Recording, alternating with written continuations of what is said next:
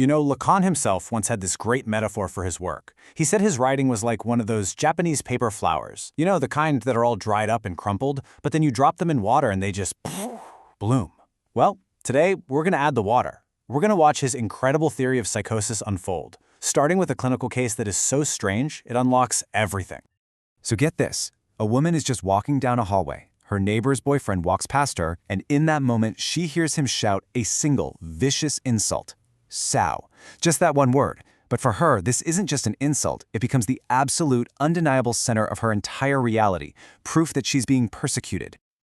So what in the world is happening here? Is this just a glitch? A random auditory hallucination? A simple misfiring of the brain?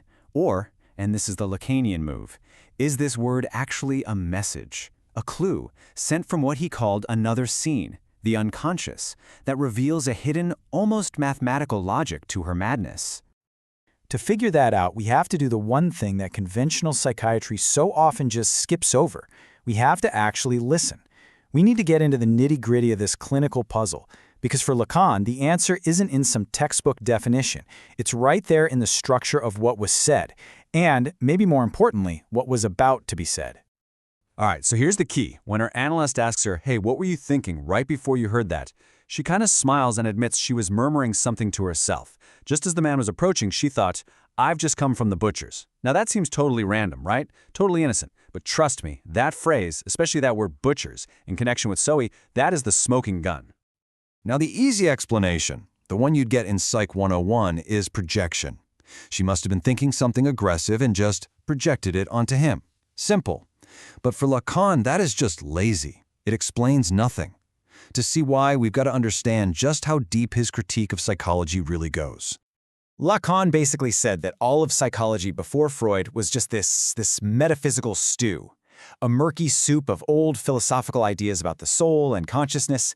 It pretended to be a science of the mind, but it was completely blind to the real game changer, the unconscious. You see, the classical view just assumes there's this stable, unified me inside my head, the percipience, and it's just looking out a window at reality. So if that me sees something that isn't there, it's just an error, a mistake. But this view never even thinks to ask the most important question. What does the hallucination mean? How is it structured like a sentence? It misses the whole point. So to solve the puzzle of the so, we have to throw out those old tools. We need Lacan's specialized toolkit, one built entirely around language, structure, and the law.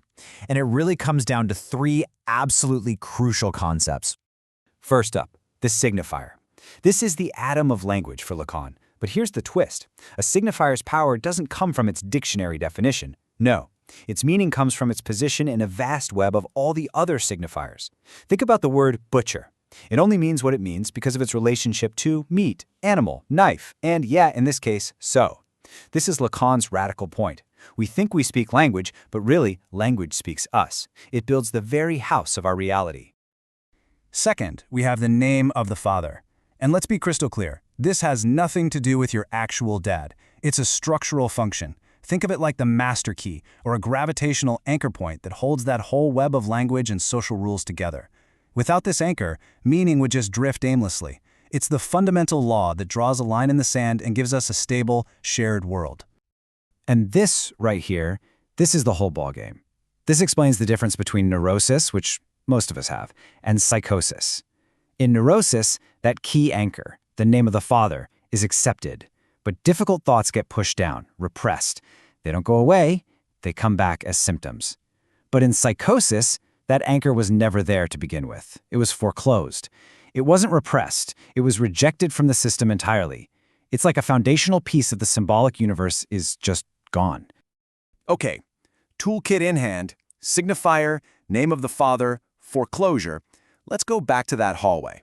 Because now we can see what Lacan saw. This wasn't some random biological event. This was a precise structural mechanism clicking into place. So here's how it plays out. The patient murmurs, "From the butcher's." It's a floating signifier humming with all this unconscious energy about animality, about being cut up. But because the name of the father is foreclosed, there's no anchor to tie it down. The symbolic system can't handle it. So what happens? It gets violently ejected, and it comes back from the outside, from what Lacan calls the real, a place beyond language, as the hallucinated word so. The hallucination isn't random. It's her own rejected thought, looping back and hitting her with the force of objective reality. And this is the terrifying poetry of Lacan's theory. What you cannot symbolize, what your symbolic reality cannot contain, doesn't just disappear into thin air.